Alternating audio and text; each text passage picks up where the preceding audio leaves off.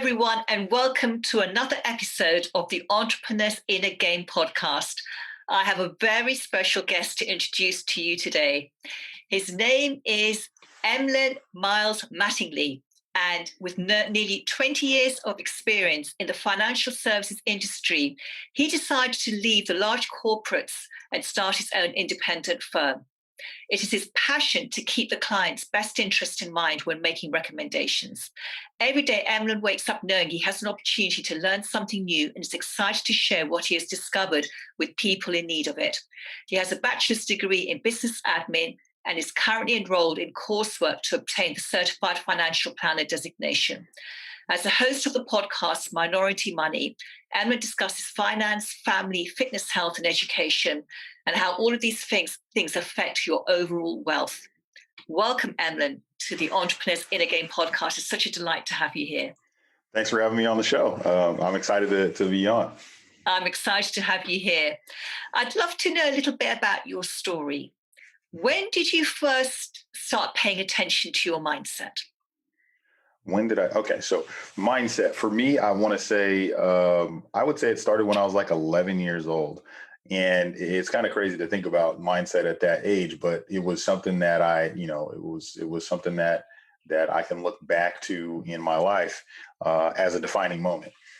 And that's something that I believe defining moments, either you define the moment or the moment defines you. And so I find myself as an 11-year-old, I was playing football, American football here. And I remember my grandparents. I was raised by my grandparents. My mom was around, but not. My mom had some drug problems. But anyhow, so that's trying to paint the landscape where this mindset comes from. So we're at football practice. This is the first year I've ever played, and I didn't have a relationship with my father. So we're sitting here, and all these kids are playing. We're all playing football, right? And I can hear the dads talking about how good their sons are while we're playing, and they're sitting there, and they're saying, "Oh man, my son's this, and that," and they're just doing what dads do. And I remember hearing that, and I was like, "Man, no, who's out here talking about me like that? No one's out here talking about me like that." And I was like, "Man, my parents can't come to practice, and what are we going to do? Like, what am I going to do? Like, it's not, it kind of feels, this kind of sucks. Like everybody else has someone to root them on." And I remember going home that night, and I've told the story a few times, but I remember going home that night, as an 11-year-old and crying myself to sleep. Like, man, my dad's not here. My parents aren't here. And then there's something that happened, like, and this is crazy. But at that moment, I remember sitting there, and I remember being like, with tears running down my face, saying like, but these kids aren't going to outwork me. They're not better than me. Like, I don't care what their dads say. They're not better than me. Like, none of these kids can do what I can do. I know if I put my mind to it and I work hard, no one on that team is better than me. They're just not. I just don't believe it. And I went to practice the next day and kicked everybody's ass. And I ended up starting on offense and defense that year. It was my first year. And then that translated into going into to school. I was, able to make honor roll as a young child. And then just that translated into work ethic, that translated into everything else. But it was that defining moment when I said, no one will outwork me. Until this day, I don't believe anyone has. That's quite a shift, isn't it? Mm-hmm. And that's a really young age to make that change and to make that decision. How's that served you in your life? It served me incredibly well, because anytime that I feel like, that I feel pressure, because we're all going to have moments of adversity, right? And so when I have those moments of adversity, that comes out. And I always, I've talked about this before, and just from my upbringing and stuff, I used to preach. And one of the preachings that I had when I was, this is 15 years ago when I was a preacher, but one of the preachings that I preached was called, "Is it in you?" And Gatorade used to ask with a question mark on there. That was like kind of their slogan, "Is it in you?" And they would talk about the Gatorade because what was inside of you, we all know that Gatorade was developed by the Florida Gators in the early 70s because they were not having enough energy to carry on and win the second half of games because they were just drinking water. And then the water wasn't giving their body what it needed. And so what it was saying was, what the whole preaching was about was, what's inside of you will come out. And so if inside of you is excuses, if inside of you is laziness, if inside of you is giving up, all of those things will come out. And so what happened was, at that age of 11, I put something inside of myself that says, I'm going to persevere. I'm going to have some grit. I'm going to have some, I'm just not going to give up. And so when it comes to that, as I've developed my business and grown my business and the podcast and all that stuff, every time that I've had something adverse happen, I go back to what's inside of me and it starts to come out, and that perseverance comes out, that drive comes out, that intensity comes out, all those things that I need to help me get to the next level. And so that's how it served me in my life. Brilliant. I love it. And what process do you use to go inside of you to connect with that drive and that motivation? I don't see, and this is one thing, I don't consider it motivation. I consider it a commitment. I made a commitment to myself to get better, and the commitment can't be let down, right? So motivation, you don't always feel that. You're going to get up sometimes and you're not, like, let's just take it like for working out. Some people get up and work out, some people don't. But on the days that you don't motivate that you're not motivated, you have to go back to the decision that you made, right? And what was the decision? And that's where I think it is. So for me, at least. So is it going back and connecting back to the commitment you made age 11, that no one's going to outwork you and you're never going to break that commitment because it means you're going to break a promise to yourself? Mm-hmm.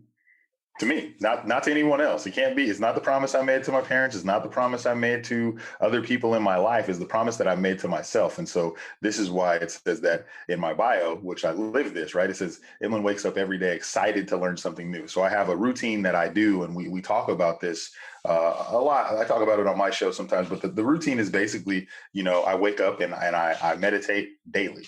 So during that meditation time, I'm very mindful of what's going on with my body, what's going on in my mind, what's going on just, spiritually. And I like to tap in with myself daily. So I check in, and then from there, after I check in like that, then I go work out. Straight to the grind. So I go work out every morning. I do about 35, anywhere from 45 to an hour of workout. After that, I read, I journal, and typically after I read and journal, then I'm kind of set, and I've checked in with myself, right? I can look back at how I felt through the week. I can look back at how I felt over the months. I can look back over the days and really stay true to myself. And I think that's the ultimate thing, right? Staying true to who you are during those times of me meditating, praying, whatever I mind to do in my routine for that day, helps me become more me. I'm not sure, Yeah. you know what I mean? Like, I'm not trying to become someone else. Yeah. I'm not trying to morph. I'm not trying to look at someone else and be like them. I'm trying to make that recommitment to being the best version of myself on a daily basis. That's what I do. What happens on those days where you just don't feel like doing it? Commitment, right? Back to the commitment. Back to the commitment. I think, I've said this, something that I say to myself is consistency is life's cheat code. People always talk about cheat codes and life hacks and all that. Be consistent. That's the most productive life hack that you can have. Consistency. I don't care what it is that you're doing. If you're consistent at it, you will get better. Over time, you just do, just consistency. So show up and do the work. That's it. You make it sound so simple. It really is. Like, if you think about it, like it boils down to one thing. And when you're looking, people like to look outside for stuff to help them. I haven't talked about anything outside of me. So it doesn't matter what environment you grew up in. It doesn't matter what parents you had or who looked after you. If we say, well, it's down to my childhood, that I'm not successful, that's just making excuses, isn't it? And letting yourself off the hook. But you didn't do that. You decided that it wasn't anything on the outside that was going to shape you. You were going to shape yourself from within and create from within. Mm-hmm. Absolutely. Now, drawing from different things that you see, the books that I read, the meditation time, the journaling, the, podcasts that I listen to. So I'm getting, stuff into me. And I think that I boil it down to two simple things. In life, either you're growing or you're dying. There is no in between. And people like to try to stay in that in between, like, ambiguous place where, if that's even ambiguous, I don't know. I might have just made that word up, but they stay in this place, right, where they don't know where to go. And that's not where you want to be. Like, either you're growing towards something, or really you're regressing to some other thing. And you think about it, like when you say it like that, or when I say it like that, think about things that we have in our life, whether it was, if you're trying to save money. This is something that we talk about on my show a lot. So if you consistency, right? Back to the consistency thing. People are trying to accumulate wealth. Well, how are you doing that? Are you consistently adding to the nest egg that you have for yourself? Because if you stop, it's not going to grow. Right. It's just not going to. So then what happens? Then inflation and depending on where it's at, different things can take away from what you put away once you stop doing the things that get you where you were going. And I think that is one of the easiest things to do, is to stop doing the things that make you successful. And when I think about success and the common denominator of it, and hopefully I'm online with what we're supposed to be talking about here, but I think you absolutely are. The common denominator for success, in my opinion, is successful people have made it a habit to do the things that unsuccessful people don't want to do. So if you want to be successful in whatever way that looks like, look at the people that are around you that aren't successful and do the opposite of what they're doing. And this is where you see, if I'm consistent, most people that aren't being successful aren't going to be consistent. If I persevere, if I have a little grit, if I do the things that I don't want to do when I don't want to do. I didn't want to go to the gym today. Today was leg day. It was 10 sets of 10 reps of squats. And that's not fun. No one wants to do that. But I know what it's going to do to my body. So I have to do it. Yeah, because it doesn't happen by magic when you stop doing it, does it? If it did, then, we would just sit around all day doing nothing. What does wealth mean to you? Wealth means freedom. Wealth means freedom to live life on my terms. That's what wealth means to me. It's not necessarily a dollar amount. It's the freedom to be able to do whatever I want, whenever I want, however I want with, that's what I look at wealth as.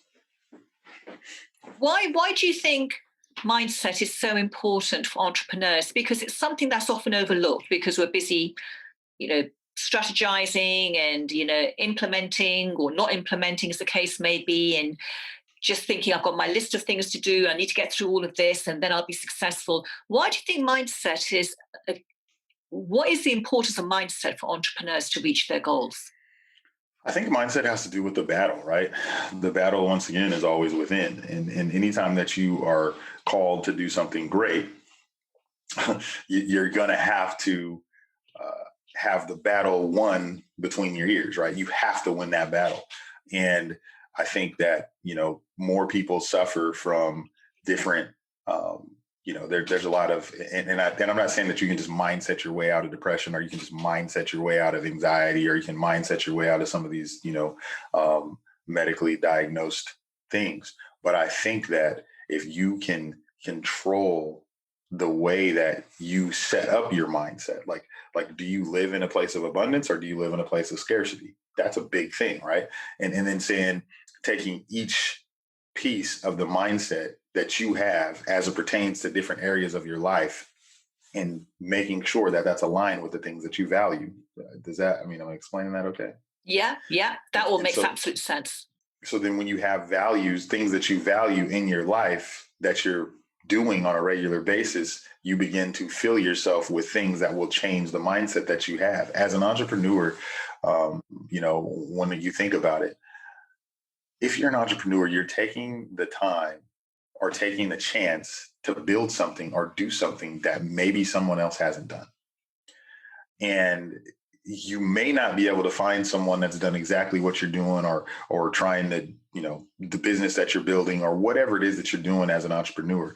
But one thing that you can find is people with a like mindset, even if they don't have the same goals that you have.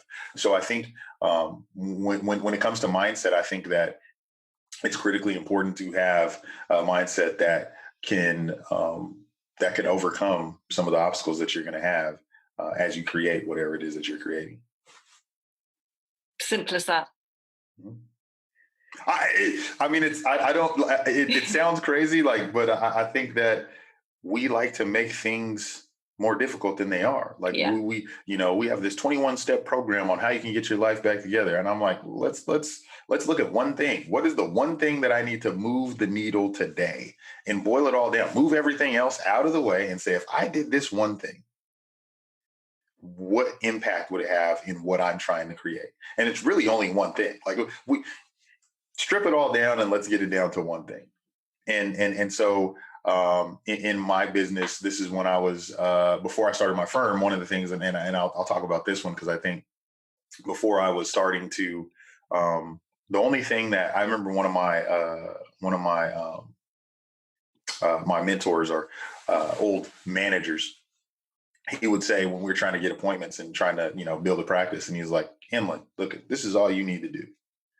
If you can set 3 appointments a day, that's all you need to do. Okay. I don't just set 3 appointments, because the appointments, after you set the appointments, then you're going to be sitting in front of people. You'll get at least 3 people. Not everybody's going to do it, but if you do 3 a day, that's 15 a week. If you only keep half of those, that's 7 appointments. What's your closing ratio? You know what I mean? Like, and so we go through all of these numbers, and it's like, I was the best at the damn office is setting 3 appointments, because that's all I really needed to do. I just need to set these 3 appointments. And then from there, I set 3 appointments a day, and I broke the record at the office for doing the most applications in 12 months.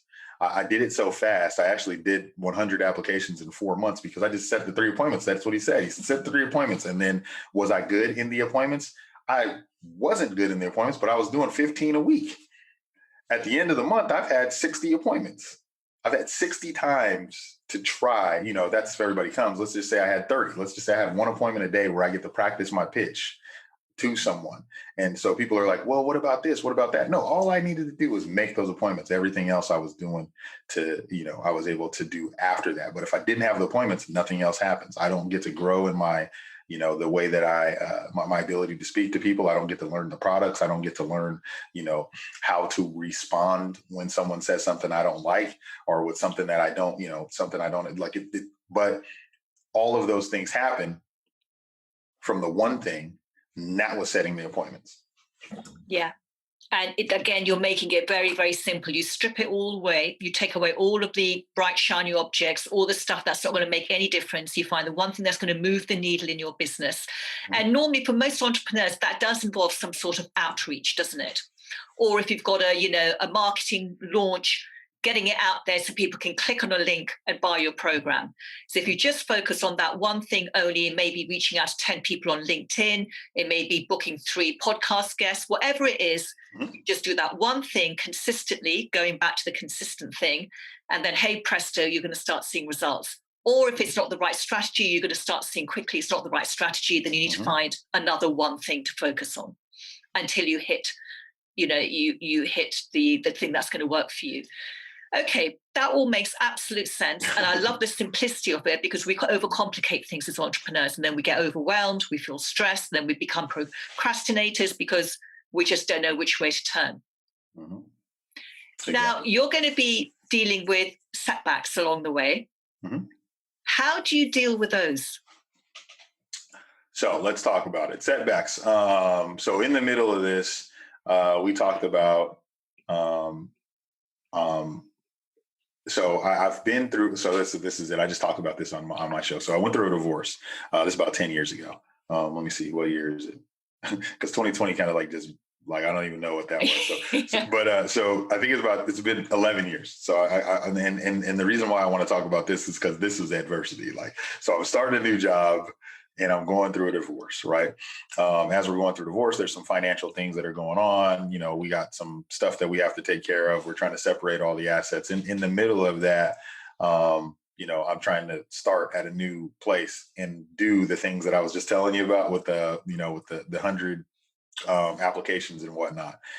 And I almost lose my house. I almost, so I'm sitting here and I'm this visionary, right?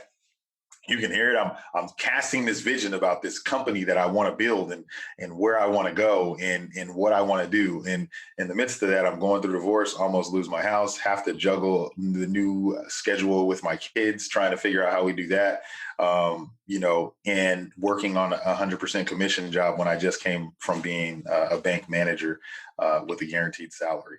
So there's a little bit of adversity. A few things going on. and I found myself in a similar situation, right? Back to that same, what am I going to do? The valley of despair, right? It's not the first time. It wasn't the second time, not the third time. Hey, I'm familiar with this place where I don't know what to do. It's feeling like the world is falling down on me and I don't know what to do. And you know what I did? I drew back from that 11-year-old boy and said, look, we need to pull it together. Tears running down my face. I said, everything's going to be okay. Okay. Everything's going to be okay. And it was like, everything's going to be okay. Everything. And I remember vividly, because I remember sitting where I was sitting on my bed and I was like, everything's going to be okay. And it wasn't okay immediately. It didn't happen overnight. Like, this is the 20-year overnight success, right? So what happened was I slowly started to find the one thing at a time that I needed to do to get me to the next thing. I just need to do this. And after I did that, I got to the next step. And I just need to do this. I don't focus on this. I don't want no 21-step program. I don't need a 10-step program. I don't need any of that. I just need to focus on this one thing and get this done today. And for that day, I just need to get through today. Like, emotionally, I'm spent. I don't know what's going on. Maybe I should, and then that's when I really kicked up how am I going to deal with this stress? Okay. So I got to, so dealing with the different things that may come to you is how I deal with it.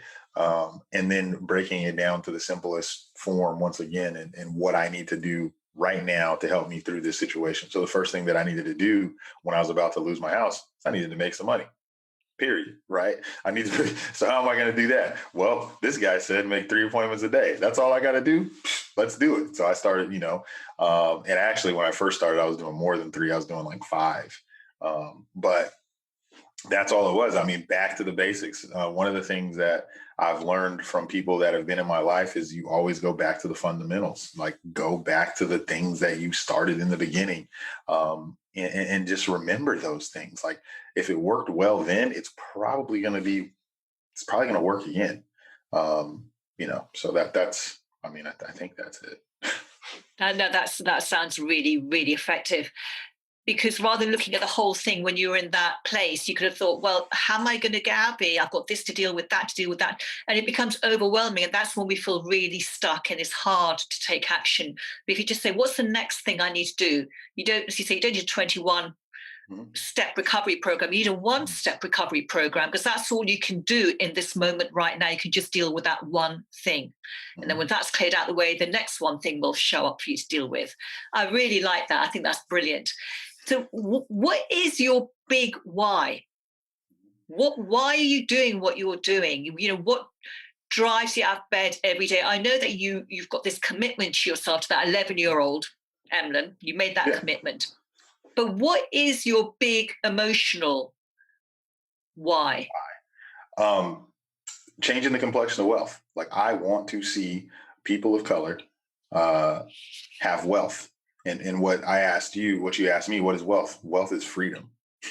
And this is deep right here. Like, if you think about it, you think about changing the complexion of wealth. We know wealth in the United States, and I'm sure it's not different in the UK. It's overwhelmingly white, right? It's really white. Wealth is super white.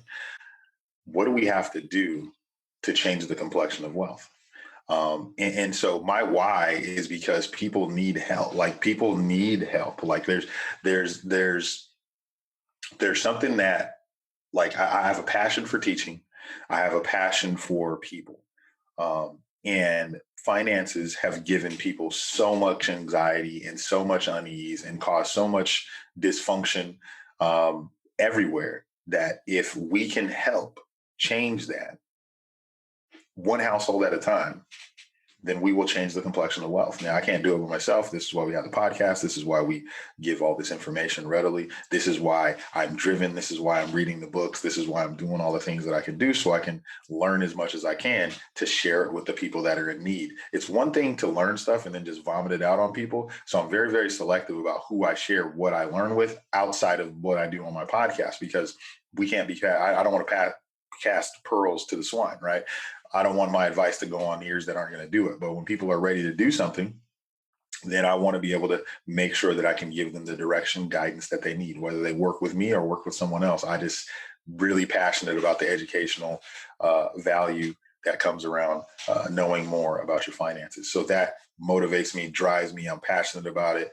And that's why we have the the BLX program. We have an internship that we started here in the States. We have for Black and Latino financial advisors, because I think that having more Black and Latino financial advisors in the space will allow us to work with more families of color, because naturally we're going to go back to our markets and tell them what we've learned. So we started the BLX program so we can get more access to people of color to get into the industry, therefore changing the complexion of wealth, because they will make money. They'll teach other people how to make money. And this would be a snowball effect. But we got a lot of work to do. We're just getting started. But the passion is running high. We're not low on passion. We're not low on energy. And we're not low on perseverance. So we'll be fine. We're going to get it done. It's going to take a little while. You will absolutely get it done with the energy that you've shown. Obviously, you've got people like you involved. It's going to happen for sure. As you said, it's a snowball effect. Everyone does their bit, then it ripples out, and it ripples out, and then that wealth education reaches more and more people. That's a really inspiring big why. And thank you so much for sharing that with me. I could talk to you for a long time about this, because you are an amazing educator. I've learned so much by listening to what you have had to say. How can our viewers and our listeners find out more about you and the incredible work that you're doing?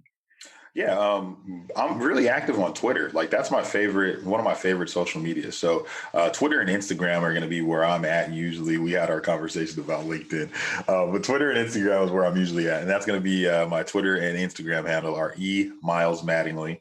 That's EMILESMATTINGLY. You can check that out.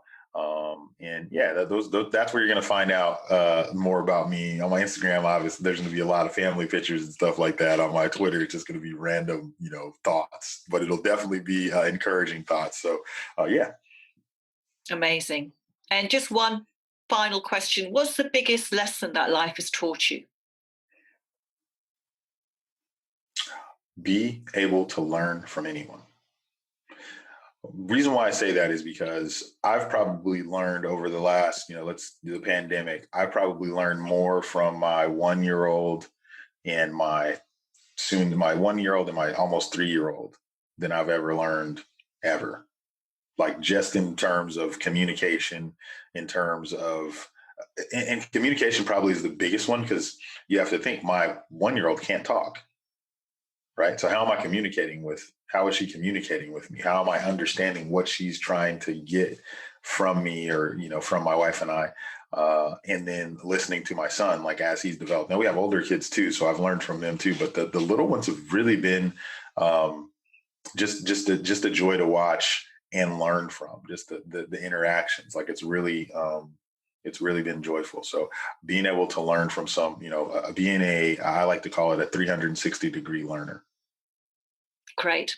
I really, really like that, because we tend to listen to people who we agree with, who hold similar views. We read the newspapers that have our views, we watch the TV, the news channels, but listening or hearing someone else's perspective can be quite enlightening sometimes.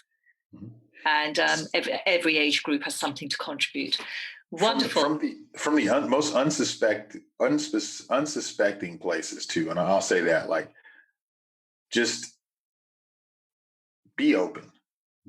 Open your ears. Use those ears. You have 2 of them in one mouth for a reason. Just use your ears at every chance you get. And so that's something that I've that'd be the biggest thing that I learned. Just 360-degree learner.